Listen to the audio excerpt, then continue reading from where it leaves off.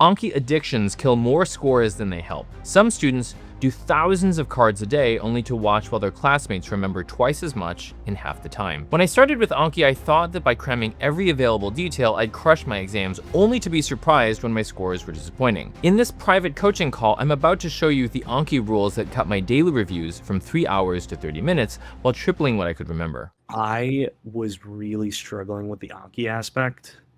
Okay.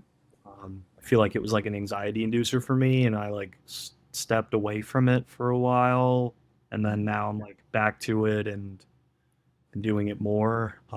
But like I had that snowball effect of I'm anxious because I'm not really great with Anki, and then I just kept adding cards and the build up. But I just did a trial run a little while ago of okay, I'm going to sit for the next 30 minutes and do a bunch of cards and see how I feel and get through them, and I felt better. So Awesome. If it makes you feel any better, I still hate Anki after 17 years. It still makes me feel a little anxious. So it's like it's one of those tests of emotion regulation of like there's the feeling and then there's like the action. And like yeah, I'm gonna stick with my plan and like, overcome the feelings. But it's like and there's things you can do to kind of like sort of mitigate the feelings of like don't make really long cards that make you hate your life. Don't yeah, be a perfectionist and like hit again on everything. Don't just like stuff like that. Like don't take forever on a card and try to memorize like every single word on the back of it. Like those kinds of things. That yeah, also helps kind of like turn down the temperature. But also it's completely normal to be like, oh my God, I have to do my cards. Like, I mean, literally, like I probably say every third day I'll do something like that. Like, oh Jesus Christ. yeah. Like why am I doing my cards? And I don't even have to do that many cards. I do like maybe 20 minutes a day and I still kind of complain about it. So that's normal. That's okay. Okay, gotcha. Yeah, So I've been looking at it like it's worse than anything else. Like I'd much rather do questions or do something else like active rather than do the cards. easily. Yeah, easily. It's kind of one of those things where it's like, you got to know it's okay. Like, it's totally Yeah, okay to feel that. Totally okay. It's just, you got to ask yourself, what's the thing that's going to make the biggest difference? yeah, In general, it's a lot more efficient. And I can tell you this, having done this now 17 years, is like, it is much, much, much, much, much, much more efficient to just never forget something than it is yeah, to have to like learn a new thing for everything that you forget. yeah, yeah. I think that's a big thing that's helped me with your program. So for me, like I've always been a really good memorizer, right? Yeah. Like I was a gifted student for a really long time, and just like sheer memorization, I was amazing at. But as time goes on, and I'm realizing for myself too, like I'm really social. I had like student gov positions at school, a lot of things. Like I used to be amazing at names. Even like for me now, I feel like I'm 32 now. I'm just like running out of bandwidth in my brain. I'll Yeah. meet people and immediately I'm like, I don't remember their names. I just like I have realized like as time goes on and like work gets more difficult and things get more difficult and everything like builds on top of each other, it has been really hard for me in school. So I Yeah. feel like genuinely like going through your program and doing like the pathophysiology cards, even if like I don't remember everything from it, just like using the Anki function and having the Anki ChatGPT function like list things out for me arrow wise and just like build on top of that knowledge, it makes a lot more sense. So I'm not going to focus too much on the retention side. Then I'm going to focus Mm. more on the question interpretation side. Yeah. Um, the other thing is that I would obviously we're going to only be able to cover like a portion of what I like of question Yeah. interpretation. What I would say is then, so generally when people are like sort of below 200s, Mhm. usually it's a problem of knowledge, honestly. When people are sort of stuck in the 230s, it's almost always a problem of interpretation. or at least there's a significant part. Obviously, knowledge, there's still things that you can always do better, but usually interpretation is a pretty big part of this. So I'm going to spend most of our time just addressing these 3 questions. Would that be a worthwhile sort of use of this time? I probably wouldn't try to focus too much on learning new things. If you have done Anki, do you have your Anki stats in this document by any chance that you could scroll down and show me? I can scroll down. All right, so I'm just going to look briefly at this. So you've done some new cards. You've added some new cards. Yeah, what I'd probably do is I probably wouldn't focus so much on the new cards. Like, you have done some old cards. I would just try to focus on like doing the old cards.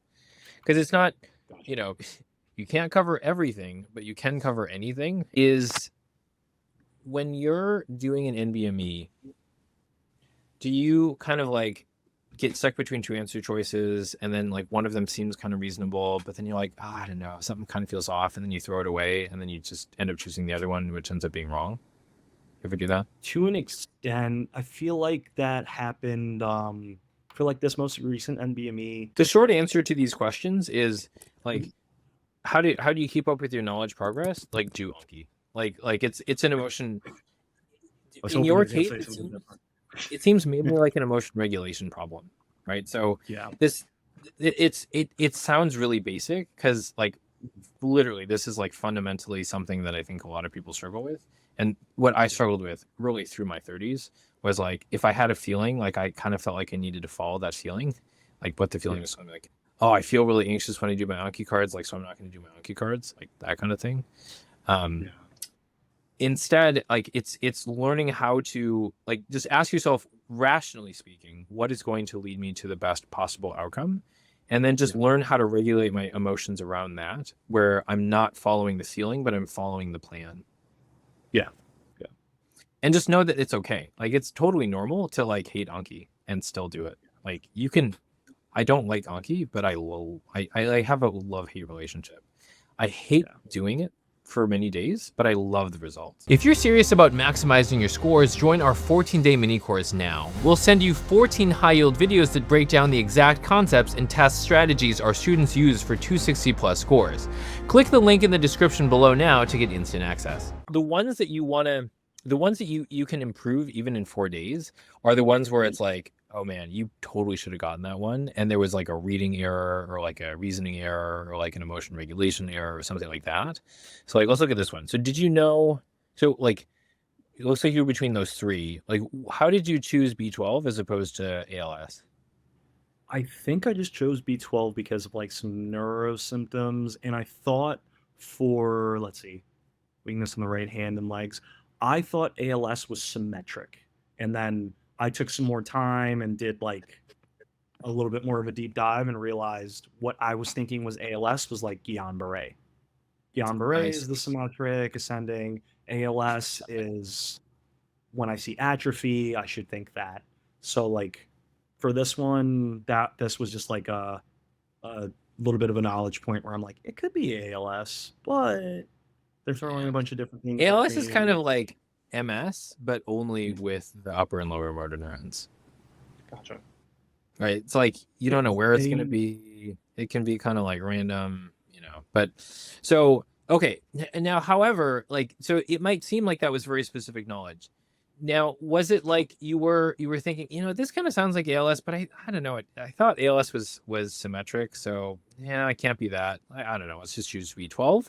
Or was it like, were you like seriously considering the evidence and you were like, yeah, no, this sounds like B12?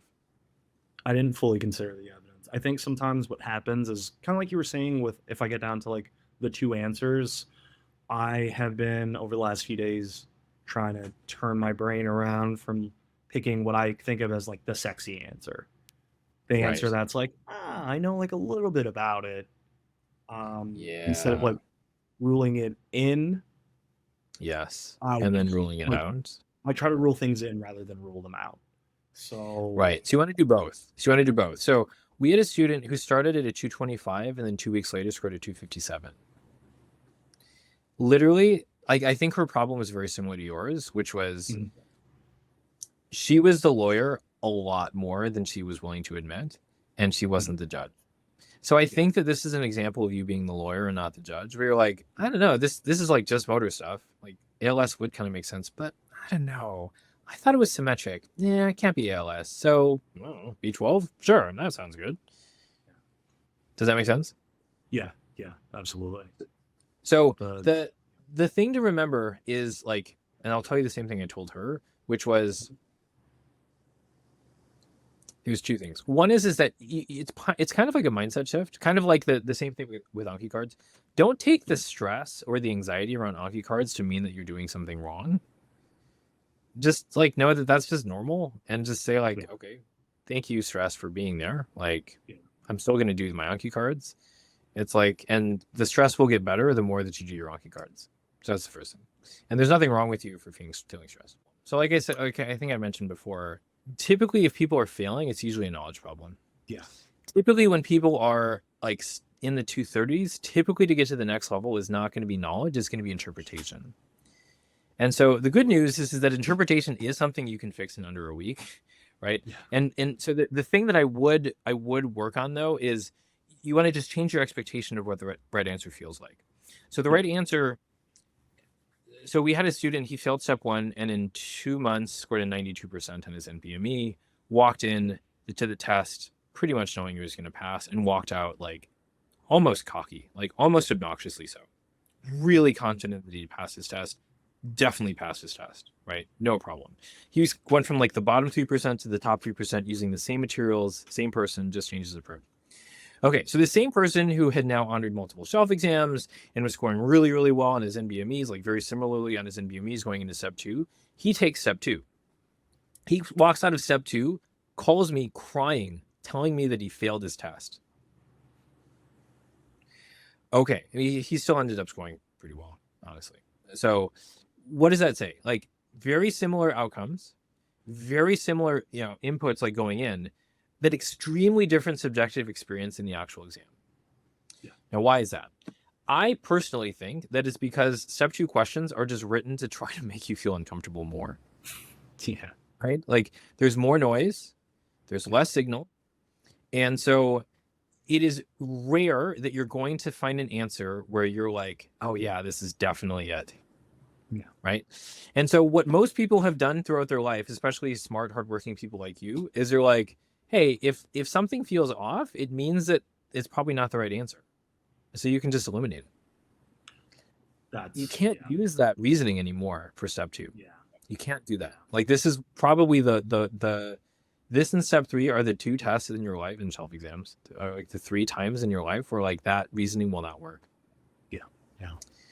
And so you just have to go in kind of knowing it's kind of like a similar kind of emotion regulation thing of like, it's okay to have a little bit of doubt about this. It's just that you want to have less doubt about the correct answer is not going to have 0 doubt. It's just going to have less doubt than the others. Yeah. Yeah. Does that make sense? Like, so like this, like, so because this was, it sounds like there was a part of this that was a knowledge gap, right? You didn't quite know that ALS was going to be this like patchy motor thing. On the other hand, I would argue that actually knowledge was not your limiting factor. Yeah. Right? Like, you could have it wasn't like you completely ran into the arms of B12 because it was such a great answer. It was like, well, it's just the not ALS answer because ALS felt a little icky. Yeah, and I wasn't really even considering I just didn't exit out. I was just like, all right, let me just move on. But you see what I'm saying? So honestly, the big shift that you want to make is to recognize, okay, there is it's going to feel like it's just a reframing. Like, you have to, and it's a reframing and it's an emotion regulation thing where you have to realize, okay, my goal is not to find the perfect answer. My goal is to find the better answer. Gotcha. And so you have to, in order to do that, you have to weigh the pros and the cons, right? So it sounds like what you did was like, well, ALS, I don't know, makes a lot of sense because I know it's like a motor thing. The rule out though is like, I don't know. It's like, it's not symmetric. And I thought it was supposed to be symmetric. So I don't know. And sometimes they are going to give you noise where it's like, there was the Klinefelter's patient that was like not tall. It's like, that is not the classic presentation of Klinefelter's, right? But they were not tall. And so it's like, or the MI patient that like, doesn't have chest pain. It's like they've got like this weird vague epidemic. It's like, you're like, yeah, this is not the classic presentation. Or there was like a sepsis patient where like their extremities were cold. Like, that's not the classic presentation, right? But like, still 80% of it still led to sepsis, 80% of it still led to MI, 80% of this still led to like whatever the thing was. And the other answer choice that the person chose, really, they didn't think at all about like why it made sense. And they also didn't try to rule it out. They just chose it by default because it was like not B, not ALS. Yeah. So the one thing that you can change, you asked like, what can I do to like change my score in 4 days? If your score improves, it'll be because you fix this problem. Like, not fix it, but like you get better at this problem. Like you just kind of go in and you practice this every day of like, okay, I'm going to choose the better answer, not the perfect answer. I'm going to get better at ruling it in and ruling it out for every answer choice. I was basically getting to the answers to give me an answer. And I realized, like, don't get to the answers to get an answer. You need to know going in what you're looking for, like at least have an idea of a diagnosis, what's going on. And there are going to be things like I'm not super familiar with. Or like you said, I remember I got a question wrong about TTP because the patient didn't have a fever. They were like 100.1. And I was like, so it's not TTP. No fever. Right. Exactly. Yeah, you cannot follow that reasoning for step 2 or shelf exams. So that's like the number one. Like, literally, she went from a 225 to a 257. Like, I'm pretty sure her knowledge didn't change that much in those 2 weeks, but like her interpretations definitely did. And so typically, like, to get to the 230s, 240s, typically you can get there with knowledge, but then people stall out in the 230s. Oftentimes it's the 230s. And so to get to like the 250s, 260s, it's typically interpretations.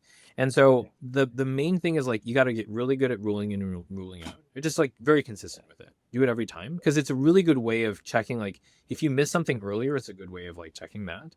So watch those videos I sent you, because like it's good practice. Use the rule in and rule out game using these from LGBT. Like, there's a number of things. But then the other thing is, it's just a mindset. It's just an expectation thing. Like, just know that, just like it's useful to know that Anki sometimes feels like just the worst thing in the world to do, but you still got to do it. Like, sometimes like the question, like the answer you choose is going to feel uncomfortable. And that's kind of just like by design. The people that walk out of their test like really confident and they're like just choosing the first thing that comes to their mind and like all that stuff, and they have like no doubt about the answers that they're choosing, those are the ones that actually worry me a little bit more for step 2 and shelf exams. Because it means that they're kind of missing the point. They're kind of missing like the, like, because there is noise, there is weaker signal. Like, if that doesn't give you at least some doubt, that may not be the best sign. Right? I don't know anyone that walked out of step 2 who got a 260 that thought they crushed it.